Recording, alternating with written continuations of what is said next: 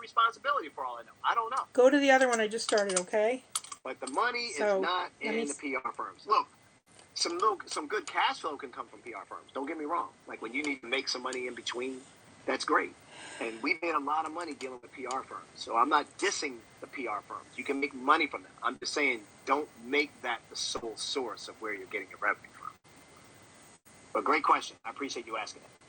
Yeah, I'm gonna be digging deep to find out who the marketing person at the brand is, because I want to have that conversation. And even the fact now I can bring as credibility.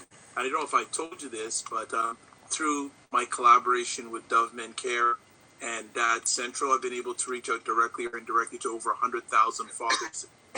Whoa, are you serious? Yeah, 100,000 as part of the Dad Central team. Over 100,000 fathers around the world. What? That's crazy. That's just mega. I'm trying to look it up for you right now myself. I'm trying to see if I can.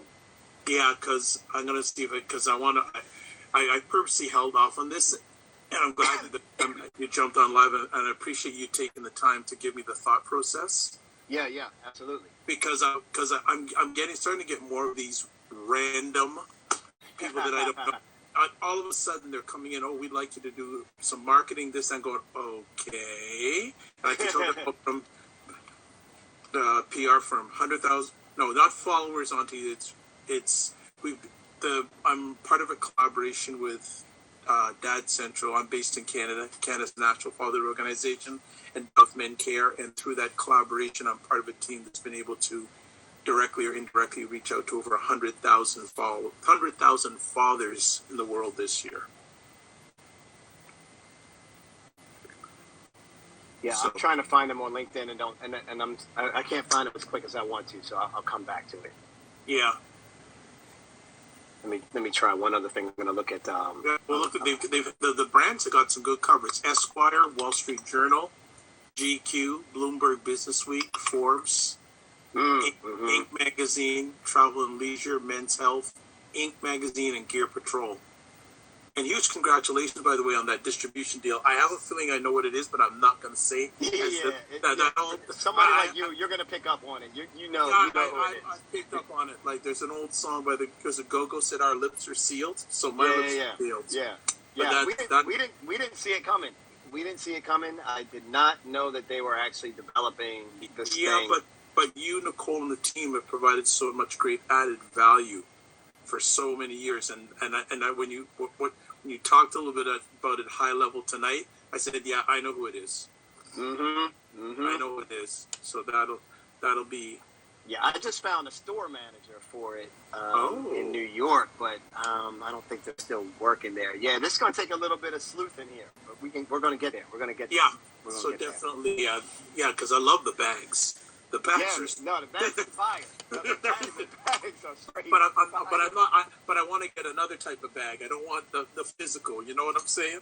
Yeah. Right. You want the money. All right, are we still here or did it end? Absolutely. Are we still here? But yeah, good to chat for you. Yeah, man. You too. Dan, this is amazing. I'm glad you allowed us to go through that example with you, so that a lot of people could hear how to navigate. Well, absolutely. It's through me, not for me. So it's really big, and I'm glad you've given me some clarity in regards to how to approach it. And I'll try to see if I can find someone too, because going direct is a way. Let's leave it at that. Yeah, absolutely. I mean, even if we can't find them on LinkedIn, then the other option is let's pull up their Instagram account and let's DM them, and then you can DM them a video message. You know I love that. Yeah. Peace movement. Thanks for the follow. I appreciate you. Thank you. You know the video message is my game. That is my. I'm telling you that right there. We still got a 3-year window on that, bro. Maybe is it working? Window on that. I think we do. I think people like us, people like you and I, that are using video messaging consistently. Let me check my other live stream because it didn't connect. It opened a second one. The minority of people that are doing it, except for those that are in very, very high-end sales where they're actually paying for that service or it's a part of their sales teams. So I'm talking that's more like B2B. and large business to business. I'm going to open or another business window to see government, if anyone's stuff like watching that. on this But one. when we're talking like business to consumer or consumer to consumer, we're still like way in the small minority of the percentage that's doing it, which is great because that means our messages are going to continue to get seen and continue to get through and break through. I'm telling you right now, video letters. I mean, I got goals. I can't wear these shoes until I got to get 30 video letters out before I can wear these. I would like to do that by the end of January, but I got to get 30 video letters. When I'm doing these video letters, they're not just spam. I'm actually thinking about the company. I'm doing some time. I got to spend at least about a good 30 minutes researching them, trying to look at their news, their background, everything that I'm teaching y'all in the course. I do. I know you do. Repeat. I'm a damn practitioner. I'm not a professor. I'm actually living the stuff that I'm teaching. And so, but I'm also setting up these tangible affirmations to keep me focused. But yeah, it's because they work, man. It's because they work. I tell you, they do. I tell you, and it's an investment, not an expense. Great point. Because Absolutely. if you get a deal from one video message, one video message. Yep. It's like, paid for the year for easily. Well, I'm actually going to put it down. So if you get conversations, not let's forget about that end deal. If you get those conversations, it's going to build up your confidence. Yep. And it just gets you, as Mario said, rinse, repeat. Like, and I've shared with Mario before, I was in a situation the other day that I was speaking with a senior vice president of one of the biggest media companies in Canada, and I got one of my asks in 8 minutes. With time to spare to have. With time to spare. You still have 4 minutes left. And building the relationship. Yeah, man, that's fantastic. That's fantastic. That's great. That's great. Well, it's good to see you, man. Yeah, right back at you. I'm going to see if anybody else wants to jump in too. Yeah, It's always good. I love when you come on because you allow yourself to be a vessel, and that also helps me kind of bring up other thoughts that would not have normally have come up just by seeing if these numbers sitting here do solo, anything. trying to have a conversation with everybody. So it's well, it's really helpful. I'm hoping there's a lady I hope she's still in here. She's based in Toronto. She has 8,000 YouTube followers. She's based in Toronto, and when I first was introduced to her, she said, I asked her, like, are you getting any sponsorship? And she said, just a little bit. I said, you got 8,000 followers on YouTube?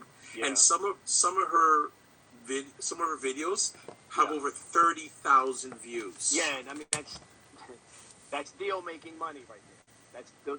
Those numbers are deal-making money right there. Absolutely. So I'm not going to call her name. If she's still in here, get on right now if you can. Please. Yeah, right. Ask the question. Get on video. Get on video and ask the question because I was saying, you got a heck of a lot more video followers than I do, and I'm getting deals and you're not. What we got to do to get you going? Yeah, absolutely, man. No, you're thinking the right way, and you're always looking out for other people. I appreciate that. All right, I'm going to jump off. Love to Nicole. How was the time in New York? Love the Christmas tree stuff. Yeah, I had to, when I'm there, I had to kind of like do a little holiday stuff for y'all just so we can kind of see some of that and get in that mood. You know how I am. I get crazy around the holiday time. Hey, and by the way, one last thing. I was speaking with a lady in my community who referred a lady to you that I think she has signed up for your course. I'm going to have to get her name. Yeah, get her name and find out because, you're supposed to get an affiliate link for that and get paid. But that's fine. We can still make sure that retroactively we can. And I know that may not be why you're saying it. But, no, I'm not. But I still want you to get paid if that's true. All right. All right. And hope Christopher signs. Hey, just so you know, too. Oh, say it again. Go ahead. Is Christopher coming home for the holidays? Oh yeah, man. Yeah, absolutely. Good. Yeah, man. You'll see him. We'll have him on some live. We're gonna have some fun.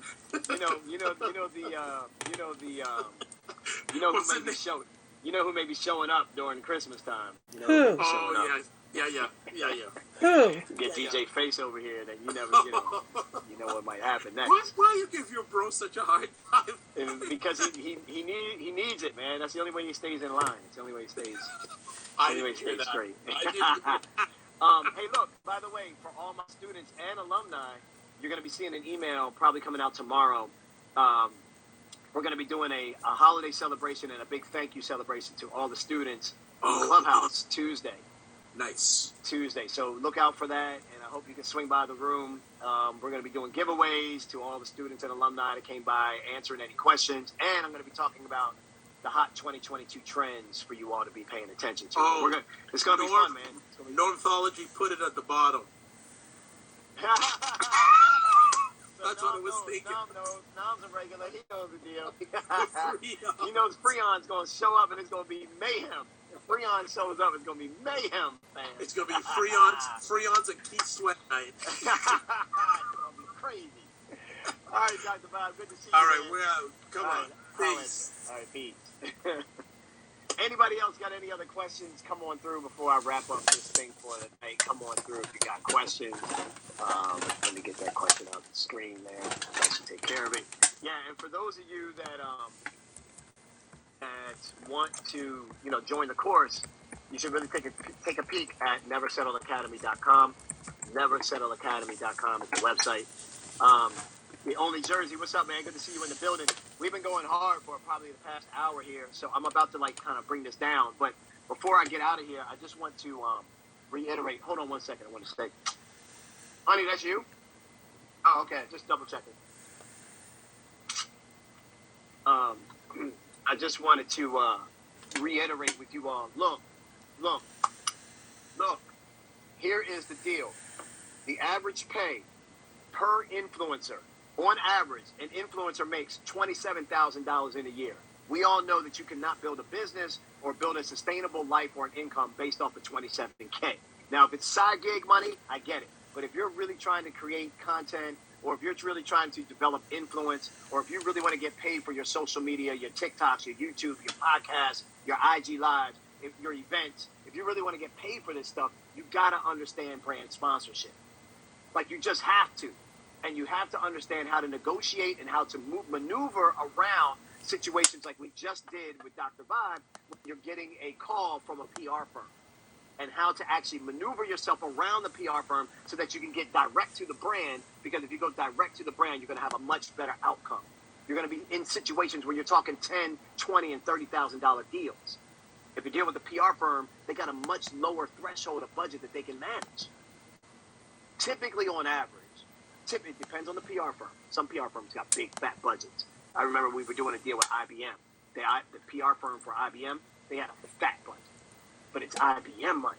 It's big money. IBM money. That's when I ended up speaking in Vegas at the MGM, where they do, literally in the arena where they do the big boxing matches and concerts. And it was filled with 18,000 people. Largest arena I spoke to. 18,000 people in that arena. It's sick. But they got big money. IBM's got big money. But so their PR firm can do something like that. But most PR firms, you're going to be talking about $25K and less. And most are going to be 20 and less, 20K and less. So there's still good possibilities, good opportunities to get those 5K deals if that's something that's really valuable. But if you really want to start to build something beyond that, you really want to be able to get some of those bigger deals, you got to go direct to the brand all day long. Direct to the brand. Dr. Bob said, someone jump in and get your questions answered. Yeah, they're about to miss out. No, I said, man, Freon is a legend. Harbor Journal, yes, you can attend the clubhouse on Tuesday. Absolutely. All right, let me show you all one more thing. This is the celebration flyer. This is celebration 6:30 Eastern Tuesday. Prizes, giveaways on Tuesday. That's going to be going down Tuesday. Let me see. I want to show you 6:30 Eastern to 3:30. Where is it? Never Settle Academy. Yeah, what's even worse about this situation that we're talking about with influencer marketing, Whoops. is that $27K on average even gets worse when they start looking at the pay gap that's in influencer marketing, and the racial pay gap that's happening in influencer marketing. And this is why I also think that people of color, indigenous audiences and communities, they need to also learn how to go direct. Now look, structural racism, structural problems, that's always going to be there. But if we continue to take a $500 deal per post, That's not spelled right. we're just contributing. We're just contributing to the problem. We're not helping to hold our ground and increase our value by holding our ground. But part of that is by going direct to the brand. If you've been hearing a certain theme Below market offers throughout this for evening, black it's been two. influencers. One is really understanding the intricacies of your audience and why that's important, because how that helps the brand. And then two, understanding how to go direct to a brand and maneuver yourself away or around the PR firms. All right. So, look, the bottom line is in 2022, you're going to see a lot more opportunity happening for creators. One of the biggest opportunities that we're on the brink of right now is live shopping. And you know, I talked about this just the other day, because YouTube has been doing some live shopping. Amazon Live has live shopping. And now Instagram Live has live shopping. So you're going to start seeing more people doing IG Lives, showing their gear, and you're being able to purchase that gear on the spot. So that's going to start creating a lot of collaborations. That's going to start creating a lot of opportunities, and it's going to start having brands wanting to work with you. I could be doing an IG Live series right now called Freestyle Fridays, and Freestyle Fridays for entrepreneurs. And the shirt that I'm wearing is something that I have agreed to a brand that I'm going to wear, and every time I'm on Friday. And because you can buy that shirt in real time. Now, some of you may structure an affiliate deal. I hate affiliate deals. Hate's a strong word. I don't like affiliate deals because it's small change money. I would be talking to that brand about, hey, I'm going to always wear your clothing on my Freestyle Fridays for the next 12 weeks. That's going to cost you, $12,000. And in that live, people can go ahead and buy the shirt and buy the clothing or whatever it is that I'm wearing. That's just going to be, I mean, can you imagine if you're a chef? Can you imagine if you could do something with cooking? If you could do something with mixology? If you are into fashion or beauty? I mean, it's going to be crazy. You're going to start seeing it, and I'm going to be one of the first to tell you it's coming. And for those of you that want to even think about doing this, there's a couple of pieces of criteria you got to go through in order to do this. Number one, you have to have you have to go through your Instagram settings and set yourself up to either be a creator account or you got to be a business account. So one of those two. You have to set up a store. So you either have to go through Facebook's creation process where you set up a product catalog, or you got to use a third party like we do, like Shopify or something like that, and then connect that. And then the Facebook team needs a few days to actually look at your product catalog and actually approve you to be able to do live shopping. So there is a process. That process will start to get streamlined, but right now they're just really making sure that process is thorough, and that they're looking at companies that also can handle the inventory requests and that have legit stores and have legitimately sold products in the past. So you might not start seeing individuals just yet, but you'll definitely start seeing like larger brands doing Instagram live shopping without a doubt. And that's going to change the game. Let's try Shannon said, okay, that was great TikTok. info. Yeah, I'm glad you got that bar right there, because that's a big bar for many of you to start getting your stores ready and start getting your e-commerce tight. Because if you do, you're going to be able to meet this opportunity when it becomes more available, and you're going to be able to hit the gate running. All right, let's look at another. I want to show you all another deal. This one was an African-American man who's got 53,000 followers on IG, right? African-American man, no live 53,000 video. followers on IG. Social canvas for a major fashion house.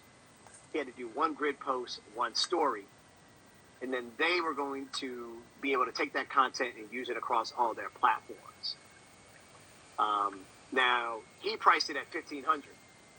And he says, I low-key feel like I could have asked for more despite it being a new label, even though the new label is underneath a major fashion house like Versace or McQueen. So this is a new label that's coming under a larger fashion house. and they wanted to do a social campaign with this person who's got 53K on Instagram, and he got 1,500 for it. And he says, I low-key feel like I could have asked for more. It's not letting me follow them back. Here's the problem with this situation. He low-key feels like he could have asked for more because he doesn't know what he could have asked for.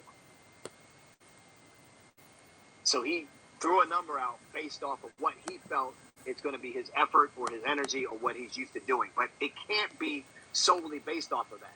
Why are they coming to you in the first place? Who's this creepy ASMR girl? It's really, really dope.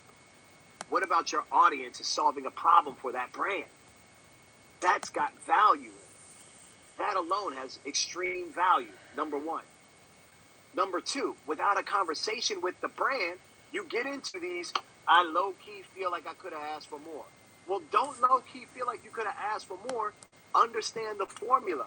The formula that I teach and the formula that you have to do is you have to call the brand and have a conversation with them. And when you do that, you have to ask certain questions.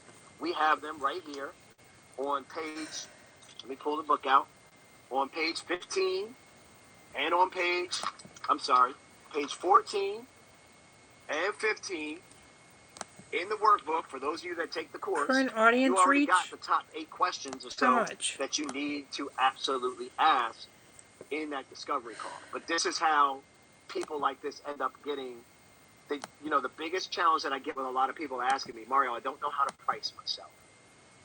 1.9K. I don't know if I'm pricing too high and I'm pushing myself out of the deal, or if I'm pricing myself too low. They just don't know. They don't know what they don't know, right? They don't know what they don't know, and that's the biggest problem. Like, hold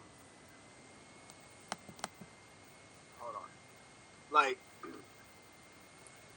that guesstimating isn't going to get you. Isn't going to really. Isn't the way to price your business.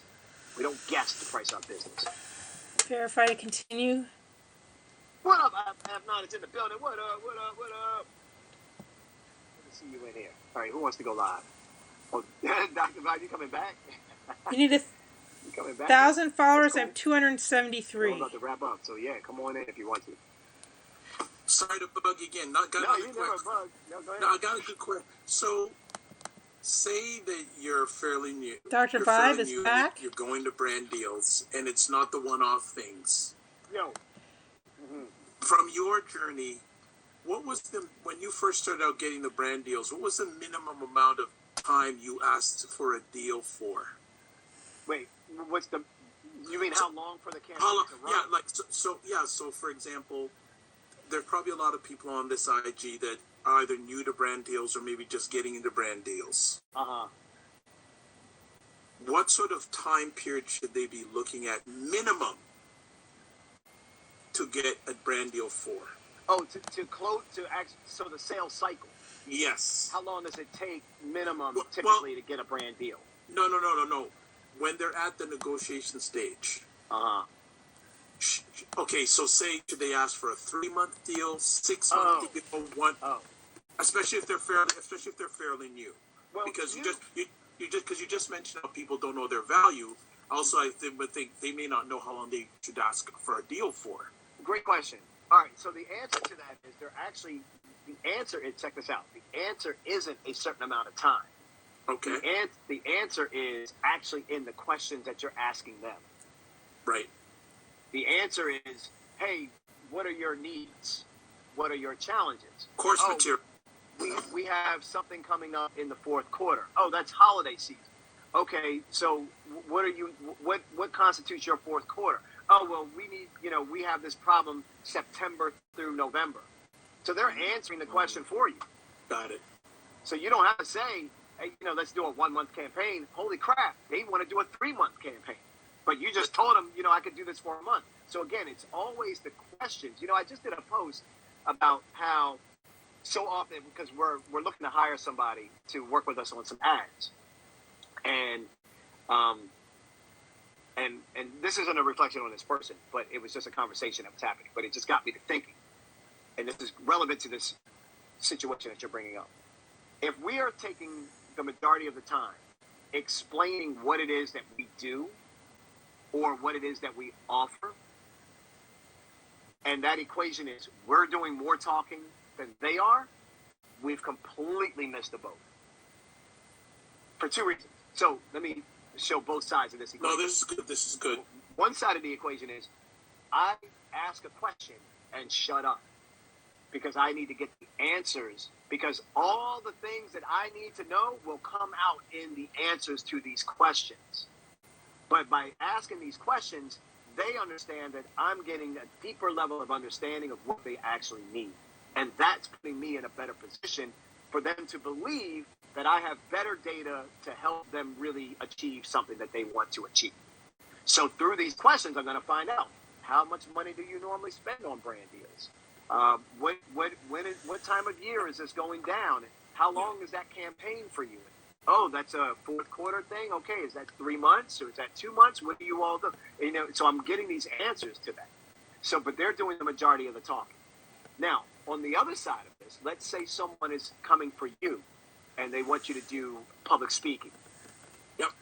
We can tend to feel like we have to convince them why to go with us, right? And it's true. We do. We are on the spot. We do need to kind of feel like, hey, let's put our good step forward so that we can get this opportunity.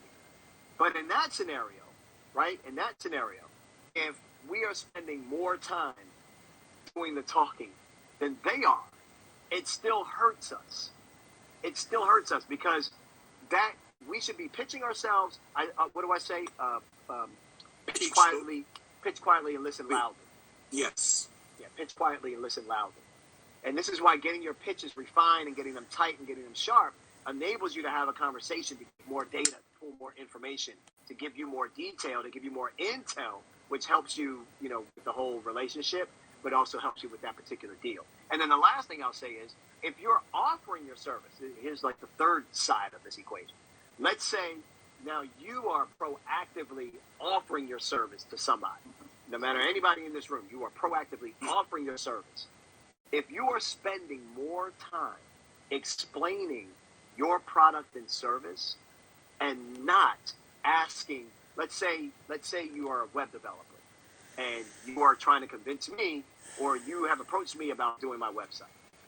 If you're in a conversation and you're spending the majority of the time telling me about your product and your service, and you're not spending the majority of the time asking me about my problems and my challenges, that is an immediate red flag that I'm probably not going to do business with you. Because you are in a mode of just telling me, here's how we approach building websites, here's why we're great, we got these clients and these testimonials, I know you're doing a course, we can help your course, blah, blah, blah. And then they just kind of spit into, we can even do this for you and that for you and da-da-da-da. And they're just basically in pitch mode the entire time. But they don't know what's the real root of my problem. Is it that I really need a website, or is it I need a sales page? Is it that I actually need a sales page, or I just need to get this one product tweaked on my e-commerce site to show up better? Is it even a site situation, or is it that the funnel's wrong and I need better ads? But you haven't asked these questions to fully uncover. I just did this with a student that's a prospect student. I do these 15-minute calls for people that are on the fence. They don't really know if sponsorship is right for them or not. So I've started offering myself up for these 15-minute phone calls. And you know me, I try to keep them very tight. And for those, when I'm doing it, I do, because I don't want to overextend myself or their time. And so we respect that time. So on this one call, I said to her, do you have another 15 minutes? And she said, I do. I said, because I think you're a no for this course, but I have a few more questions I need to ask you. I asked her a few more questions. She does these tours for women on buses, small buses that she rents. So she'll rent like a 30-seat passenger bus, and then she drives them to different locations, and it's this whole thing that she does for women. And I said, you told me the year before you got a bus for only 15 passengers and you were actually profitable. So why did you go to a 30-passenger bus and you're now not profitable? And she said, well, because, I wanted to have more people. I said, okay, right. The van is limited to 15. You wanted to extend it to 30. You could sell more tickets if you have 30 than you can 15.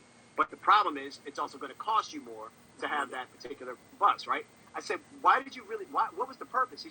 She goes, well, because the 15 passenger doesn't have a bathroom. the 30 passenger bus has a bathroom. And right then and there, I said, hold on. So wait, you didn't jump for a business reason primarily to go to the 30 passenger. You thought that you wanted to get 30 passengers, but you could have just done 2 tours with the 15 bus and got the same 30 passengers. You went to the 30 because while you're out with your clients, they needed to go to the bathroom, and it was wrecking the experience because you had to find establishments where they could get off the bus, go into the bathroom, and they're women. They're not just going to, pee on trees, like we do. We don't care. We don't care. Right. Yeah. Anybody looking? All right. Watch my back. Watch my back. Watch my back. We don't care. But women, right? That's a classy affair. They have to have the proper. So I said, well, hold on. I said, why do they have to go to the bathroom? She said, because we're drinking on the bus and we got to tell the stuff to the event. And she says that we're out for 4 hours. I said, boom. Here's your problem. Cut the thing in half. Why are you doing it for 4 hours? You aren't giving them enough to want to come back for the next one. So go with the 15 passenger where you're profitable, no bathroom needed because it's only 2 hours. People can sit through a movie. Yep. They can sit through your 90-minute tour on this bus. And she could not believe that the fact that I wasn't talking about sponsorship. Understand, I'm not talking about sponsorship right now. I was, but I wasn't at that point. I was like, what's the root of the problem of your business? I'm asking more questions than I am telling her how great the course is, how she can get money back guarantee, how many modules are in it, and it's 2 hours and 40 minutes of video, that you got a friend that took it already, so you should just buy the course, da-da-da-da. Like, I did that tight when I had to do it, but then I'm like, I don't really know if this is for you because I don't know if I fully understand your business problem. So now, in a 30-minute conversation, this woman has a whole 2022 game plan. And I only sold the course for maybe, 4 minutes of that conversation. Are we what still did you here? say? Teach, don't sell. Teach, don't sell. And so my point is, I was checking my I notifications. spent more time trying to understand her situation Teach, than it don't was me sell? trying to present my possibilities for her. And that's what I need most of us to try to get into that conditioning of understanding that, yeah, we're trying to build a business. We have something to sell. We have something to offer. But if we don't really find out the core person's problem, we can't build trust. And if we can't build trust, you're not going to have the biggest conversion that you could have.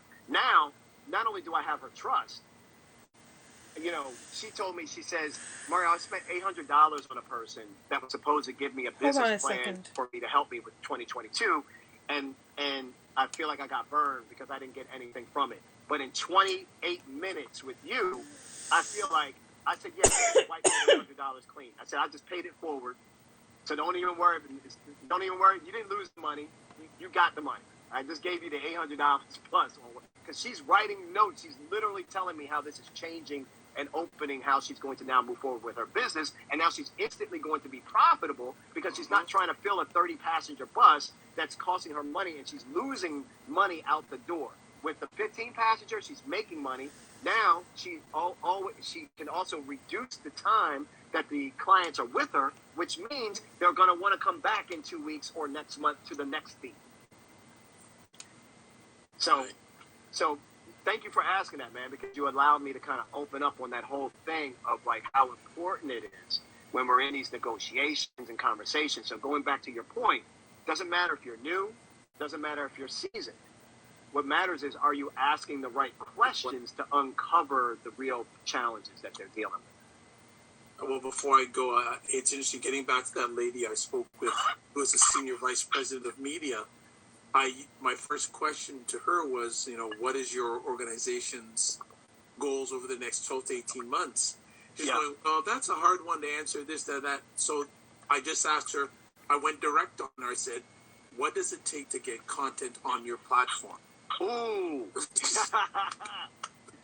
Yeah, man. Like, this is what you're asked a question that I need to know this answer. Yes. Went right in. Like, and again, as you said, my confidence is a heck of a lot better than it was like 2 years. And I said, okay, let me get right to the point, because this lady's cut me down from 30 minutes to 15 minutes. So I'm getting right to the point. Yeah. And she gave me a whole run through. And then she asked, so why are you asking that question? Yeah, right. And I told her, so it just happened there. But And I just said, yeah, ask, like you said, ask the questions. Yeah. No, said jaw cracking question right there. Jaw cracking question, like straight. Look, man, people in business want to understand where you're coming from and what you want, Yeah. and what you can do for them. Yeah. And that's the fastest way to start to build trust. It's not this, how's the weather out there? What's that looking like? It ain't none of that nonsense talk. It's, I respect your time. I respect that you got to get a job done, and I'm here to try to figure out how I can help you get that done. Are we still here? Solve the problem. Yeah. Find the pain point and solve the problem. Yeah, man. Find the problem. But I'm glad you took that question, because it was just in my head and saying, like, how long do you ask for? But listen and you'll get the answer. Use your intuition. Mm-hmm. Use your intuition, because it's usually right. All right. Oh, man, I'm off. I ain't coming back. I'm done. Okay, I appreciate it. I got this good question I'm going to answer, and then I'm going to wrap up. All right. Let me grab that question. It's a long one, so I don't think the whole thing's going to fit, but I'll tell you all what it is. This is a good one. I don't know if you're still here. If you're still here, let me check. See. Okay, good. Yeah, all right, she's still here. All right. On the flip side, how do we approach influencer or brands to promote our products? Okay, these are two different audiences. How do you approach influencers is pretty much maybe if you don't have a budget, that's a challenge, because then you got to really understand, like, if they're willing to do something for you for free in exchange for maybe some of your products, or to just help a sister out. But typically the best way to do it is to earmark some kind of budget that you're willing to spend on influencers that you're going to pay to promote your stuff. But you just really need to make sure that you're looking at their audience and you're looking at their engagement, and that they are really going to actually do what it is that needs to be done in order to try to get you some return on that investment. But when it comes to brands, how do we approach brands to promote our products and services to gain exposure? So what are some tips, strategies to get them to agree to your budget? So great question. You don't get them to agree to your budget. What you do is you get them to agree to what their needs are, and you get them to agree to how you're the right person to help them solve their problem. You hear what I'm saying? You get them to agree that you understand what their challenges are, that you've listened, that you asked the right questions, that you took notes, that they believe that you understand what their issues are. Then you get them to agree that by trust and by you pitching and packaging yourself in the right way, which is what we teach you in the course, how to really package yourself, even with small following. How do you create a partner network? Part of what you're talking about in terms of having other influencers help you increase your numbers it's a strategy that we talk in the course about building your partner network. These are people that you can go to regularly that may have larger followings than you, or just in the aggregate allow you to have a larger number that you can report to the brand, because your number is small, but it shows that you have this organic team that's a part of your campaigns, and brands love that type of talk. But you get them to agree that you are a person that they should listen to and should accept, looking at the proposal that you're going to send them. So getting them to agree on a budget isn't about how do you present the right number. Getting them to agree to the number comes after you got them to agree that you're the right person for the job. If you want to get to the right number, if you want them to agree to the number you're putting on the table, you got to get them to agree that you're the right person for the gig, that you got the right audience for their solution, for their problems. See what I'm saying? All right, if they are influencers, how do I understand that problem? By asking. But, I need to understand more about this business model, because I don't really understand. I thought that you were going to the influencers for straight advertising, that you're going to the influencers to have them promote something for you. So in that case, it's usually, kind of, here's what it costs for me to promote your thing. But there's still no problem in you asking an influencer, what are some of your biggest challenges? You may not be able to solve their challenge. That's not the point. The point is you want to know if you can or not. Because if you can help to solve the challenges, then maybe there's something that you can do that they would be able to barter in exchange. So now you're going to do X for them, and now they're going to do Y for you, and you get to keep your money. Or, hey, can we reduce your fee? Instead of me paying you X, can I pay you Y? Can I pay you a little less because I'm also going to do this other thing to help you out? But if it's really about trying to get exposure and trying to get attention to your thing, then, and if you really want to do this, in a big way to try to get a splash, you're going to want to earmark a budget. So say you got, $5,000, or say you got $2,000 or whatever the money is that you want to be able to park to the side, and you're like, I want to work with these 10 influencers. So that's $200 an influencer. So let's say they are a hairstylist with a big following, and I have a product that I want their influence to advertise. Then first off, just really make sure, number one, is their following legit? Like, did they pay for those followers? Do you know? There's software for you to kind of find out. Do you read? Are the comments engaging? Do they get comments, or do they just get a bunch of likes? Are they active in stories and maybe doing lives? Like, just making sure that they are legit, like not just the numbers, but that they legit have people coming to them in a big way for engagement. So that's number one. Once you get past that and you understand that the influencer is legit, they got engagement, I really want to get them to promote my thing, then it's going to become a money transaction. It's going to become just directly asking them. In some cases, some influencers may decide to do something just to help you out, but it all depends on what the approach is. But traditionally speaking, it's a pay-to-play situation. So you just have to just ask them direct. I have this product. I would love to send it to you for you to try it out.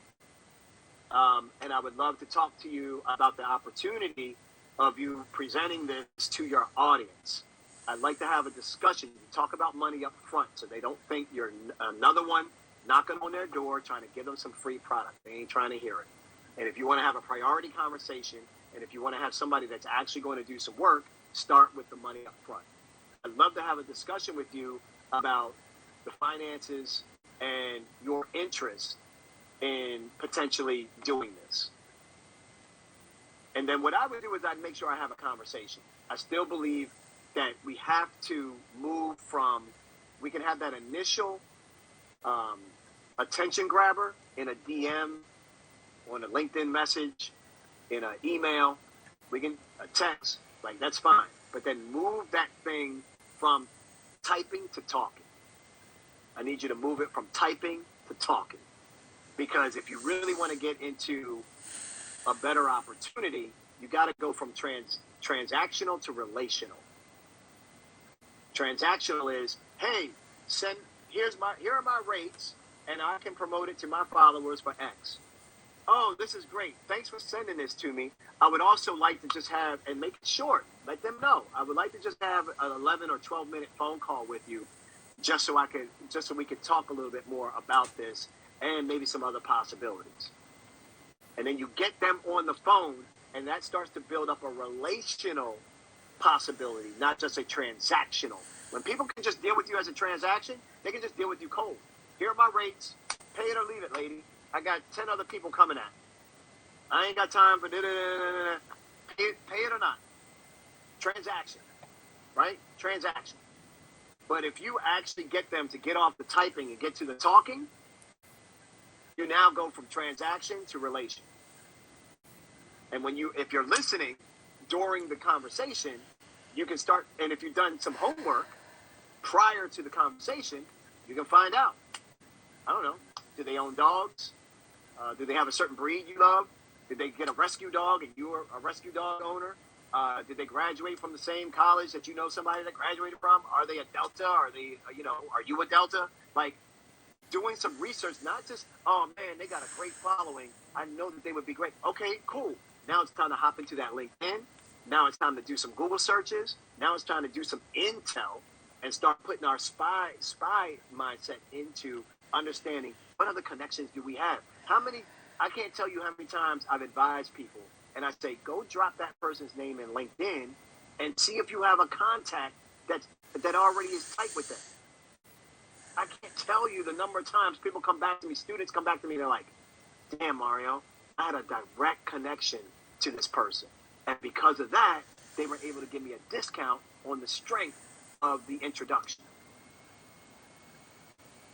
But we, many times we just see the numbers, we're like, oh man, it'd be great to get. And the other thing about this is, you better have 10 other influencers, at least 5, that meet the same criteria. Because if they pass, some of them don't have the capacity. They may be too busy that they can't even do the work. And now you're like, damn, I'm stuck. So now you feel like you're back to like doing this all over again. It's much better. This is why I teach pitching in batches. Pitching in batches is critical because once you actually have done the work once, you can rinse and repeat that really fast. But you can't if every time you're looking for a new person to pitch and a new person to pitch and then a new person to pitch. But if you stop, the way I teach, stop. Okay, you want to get to fashion influencers? Okay, your homework is to find 10 fashion influencers that you think would be beneficial. You're going to research them. You're going to make sure they got a valid audience, that they don't have fake follows, and then you're going to take a look at their LinkedIn and see if you see any connections that you may have to them that would give you some kind of common ground, some commonality. Boom. Do that work first.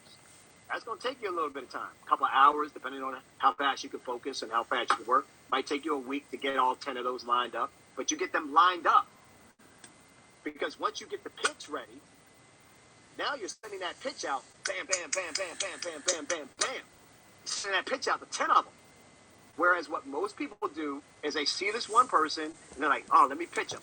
You write up your pitch, you send the pitch off, and then they don't get back to you. Or they get back to you, and then they're like, yeah, no, I'm going to have to pass on it. And you're like, damn, that took a week. I had to put together the pitch, wait for you to reply. We went back and forth. A week is now gone, and I don't have any other pitches out there. If you use my method, you got 10 people looking at your pitches at the same time. So this is a very, very useful tactic because when you use this tactic, you're getting real-time information. It also helps you with negotiations because you end up with better leverage. Why? Because you might find out that one influencer is willing to do a lot for a little bit of money and maybe something in exchange, where another influencer is really wants you to spend a lot of money with them. And you're like, let me tell them, that's a bit expensive for me. I have some other influencers coming to me at this rate. It just gives you leverage in the conversation. But again, you got to talk. We got to go from typing to talking. Y'all understanding this? We good? All right, she says, right, major key. This confirms that it's okay to go direct with the fact that I have a budget, but it might not be their price. And you don't know what their price is, so we kill ourselves on assumptions prior to even finding out. We do the most damage to ourselves. We tell ourselves stories, we have outcomes, we have thoughts, and we've already kind of said, oh, they may not do this at this price. They're probably not going to do this. And meanwhile, you have no idea that they probably love your brand. You don't know, right? Or they may love something about it, maybe there's an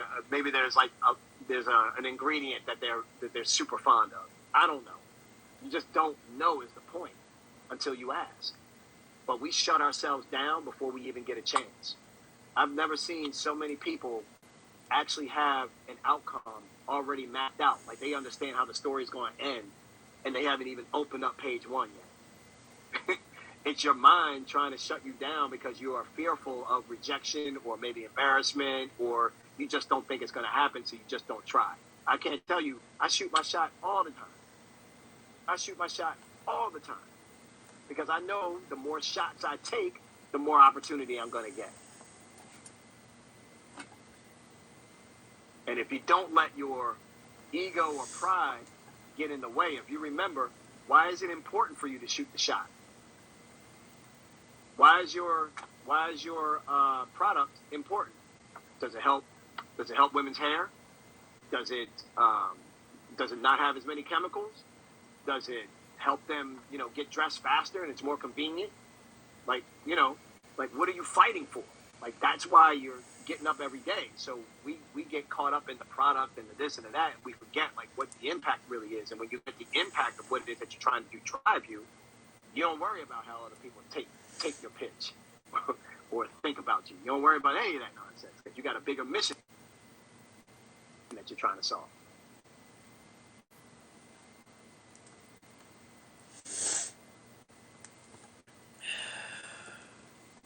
Yeah, Dr. Bob says I send video messages in batches. Yeah, man. That thing is powerful. And that's a lot of work. I got to admit, even doing the video batches for me is tough. I mean, for me, I'm probably at about,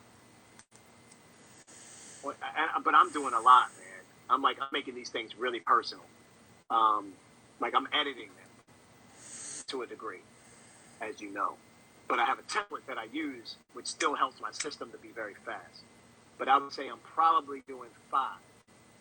Has probably been my max for the video letters at that level. It's about 5 that I can do at a time. But I'm sitting with a list of like 35 names. I have a list of 35 names. What the but heck? When it comes to batching them, because of the research that I do, and because I'm actually thinking, say something different in my intro to make it custom to them. The rest, so it's 2 minutes and 15 seconds.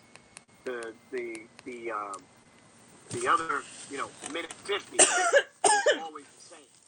But I'm changing that first 15 to 20 seconds to be intimate and relevant to them. And that takes some research and some thoughts and how I'm going to actually say it in a way that's concise. And so doing that for different types of companies that got different products and stuff, it takes a minute to kind of put that together. So that's the longest part of the process. Once I've done that process, though, and I'm actually just in the mode of shooting the video and sending it out, man, I can, and that's one of the things that I'm tweaking. I'm tweaking, getting more of that pre-production process done in advance so that I can send out 10 pitches at once. But batching is definitely key. Yeah. Therese Maggie TV sent a request. Okay, what's up? Let's say what's up. Let's talk about it. Come on in. For those that are just joining, I'm talking about brand sponsorship, influencer marketing, and I'm talking about the fact that the average pay has just come out in a recent report that the average pay per year for people with under 50,000 followers is $27,000 a year. And what my problem with this is that is nowhere near enough money for people to actually have an income or build a business. Are we still here? Off of. Can't put your kids through school with that. You're not going to be able to really build the kind of dreams and the passion that you want to pursue based off of an average of $27K a year. But the answer is really understanding what your value truly is, understanding who your audience really is, not lowballing yourself, and going direct to brands and trying to maneuver yourself away from just dealing with these PR agencies that have other agendas. So that's what we've been talking about. And for people of color, the pay disparity is even less with a lot of these influencer marketing firms, which is why it also makes more sense for us to try to build these relationships directly inside the brand. So when I went to Capital One, I'm not dealing with Capital One's PR agency. I'm dealing with Capital One's communications team. And that's a different type of conversation because they got a different type of budget than the PR firm that's working for them. Blurry. So that's what we've been talking about. But hello, how are you? Good to see you in here. Hi, how are you doing? Can you hear me? Yeah, I can now. Yep, you're good. Hi. Yes, I actually joined the conversation a bit earlier when you were speaking with Dr. Vibe. And Good. yeah, yeah, it was really insightful because you dropped a lot of gems, and I could definitely recognize some of the mistakes I made when I started. Sorry. I still don't even like to refer to myself as like an influencer just because of some kind of things that are associated to it. Yeah. And like in the beginning, I made some of those mistakes, like getting the free products and that's it. And when you follow up for, okay, let's do something like a real collaboration together, it's like crickets. Right. So I definitely learned the hard way, and a lot of brands too, like sometimes they just look at your followers and think that's enough, but it's like, how are the follower, the influencer, how are they connecting with their current audience? Because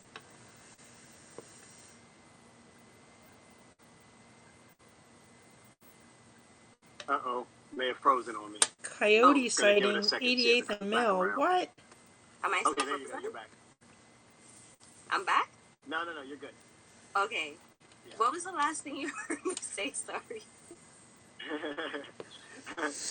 You were talking about the word influencer, and then you talked about, gosh, I couldn't remember the exact last thing you talked about. Like some of the mistakes I made. Did you hear that part as well? Yeah, yes, I did hear that part. Yes, I did hear that. Yeah. It was just good to hear the tips that you were given of how God. like leverage yourself Sorry. more, of how to speak directly to them, like requesting a meeting as opposed to just sending your rates and stuff like that. Yeah. I mean, that's important because, you know, when we introduce ourselves to a brand, we want to try to introduce ourselves to the brand in the best way possible because it's our first attempt to really try to get their attention. So we want to make sure that we're trying to really package ourselves in a way that we're showing the biggest value that we have. And I understand if you have a good following on YouTube, following your content and getting good views on your content. So you have something of value to offer for sure, but if you're doing the wrong process, you're going to get the same results. Yes, I agree. For sure. So what would you ultimately like to be able to do in terms of brand sponsorships? What do you see that you would like to have happen? So I actually was on a session with Dr. Vibe on one of his shows. I think it was last week, and he asked me this question, and I mentioned Netflix. I would love to do something with them on a larger scale, related to what I currently do on my channel right now.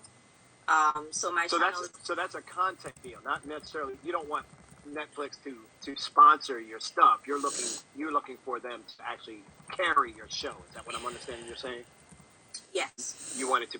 That's a distribution deal. So you're looking for a distribution. Is something that you're, so is distribution deals more important to you right now than brand sponsorship? Is that what you're trying to do, is take your content and get it onto a network that has more viewers and more eyeballs?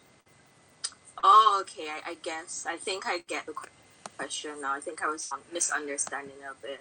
Sponsorship. Uber Eats. I guess that would be a sponsorship I would be interested in. Say that again. It broke up right when you said it. Oh. What was the name of them? Uber Eats. Can you hear me? Oh, okay. Yep. Yeah. So I did a summer series recently called Kitchens of Toronto, and I think with the service that they do, like that would be like a pretty awesome, sponsorship. Yep.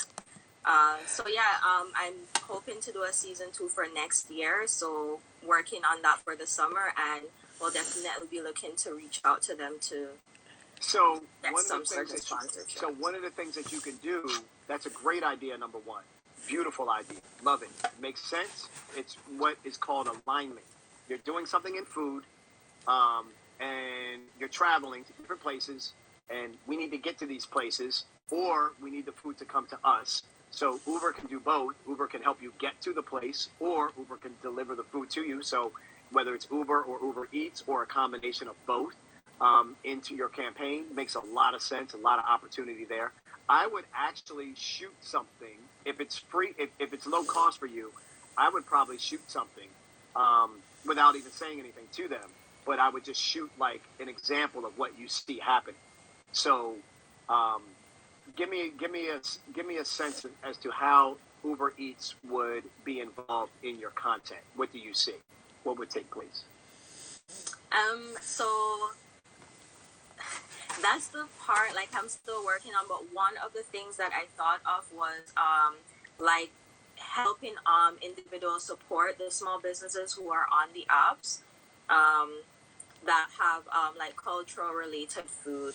Because some of those the restaurants that I did feature, like I was really focused on small businesses that, you know, they probably have one physical location or something. There's actually one I did a video on, and today actually they launched their third physical location, which was amazing. So just seeing small businesses like that expanding, it shows that, you know, the sky's the limit for them, but it's a matter of getting other people to also know about them. So when you're thinking have to about blow Mexican my nose. taco night, instead of like going to Taco Bell or wherever, you can go to that Mexican restaurant to get authentic Mexican food.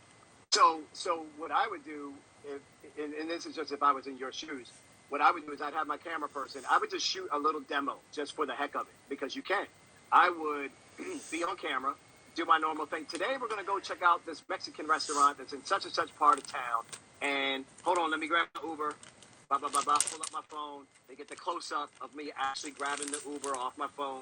You see the address and where I'm going. And then I'm like, all right, let's go. And then Uber pulls up. The camera is shooting me, getting into my Uber.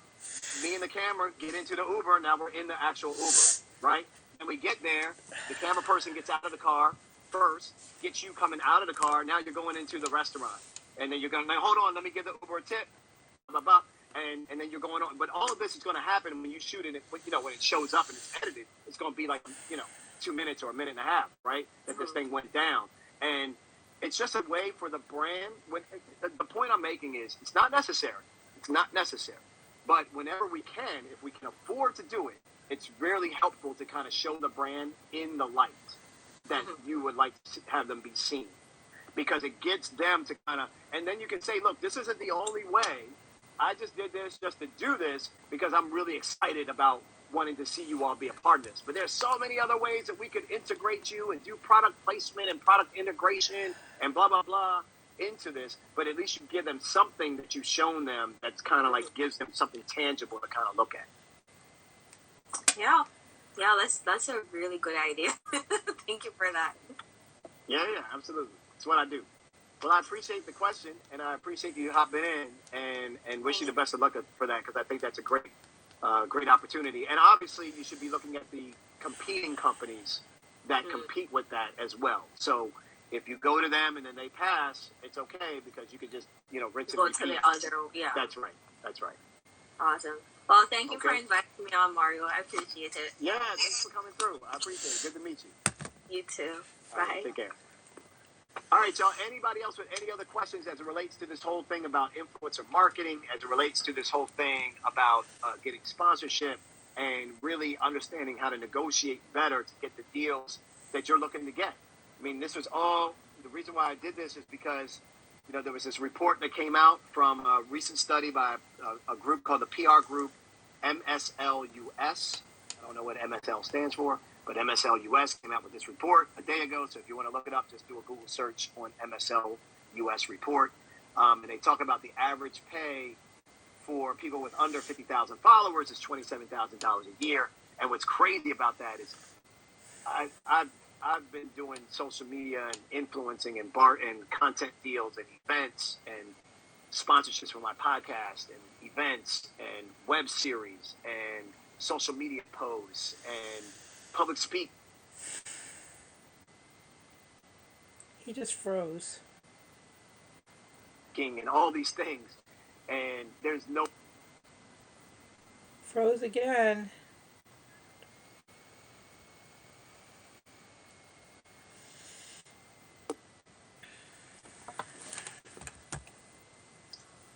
I don't think it likes what I was about to say. Apparently not. I think Instagram police is like, stop talking bad about us.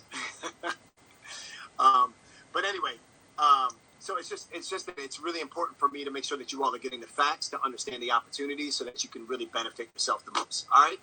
Well, that's going to be a wrap for me. If any of you really need to take this a step further or really need significant help, you can book a 15-minute call with me to find out if sponsorship is right for you. But you can also just hit the neversettleacademy.com and check me out there. The link is on that site as well if you want to book that 15-minute call to see if sponsorships is really right for you.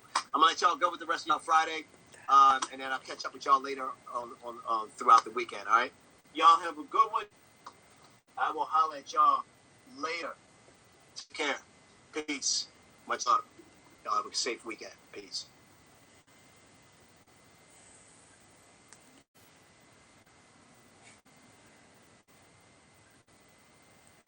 All right, I'm gonna end this stream.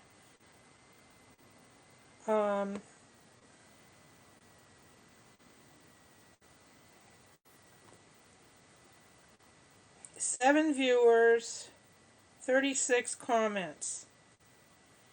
All right, let me check the other one.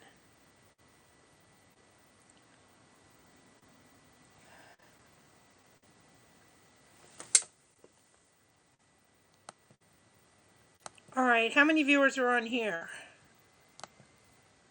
4 still. Hold on a second.